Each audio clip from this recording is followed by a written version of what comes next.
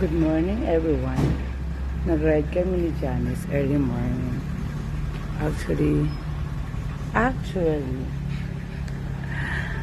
pumunta kami ng summer out. May team na ba? Ayan, yun na. May face mask. Yan, sumama si Janice. Pero malapit lang kami kasi bawal ang bata sa motorcycle. What kind of face is that? Ayun. Confused. Ano sasabihin ko, Janice? Tell me what to say.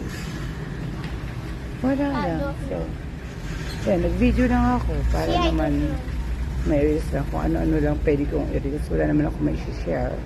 Ang may share ko lang yan yung Magandang kung... Wow. Eh, walang may sabi daw. Sabi mo nga, ang pangit mo. You said that. Pangit ng body mo. Ito mukha mo. Ang ganda. Janice! Mo pangit. Ang pangit ka rin mo. Uy!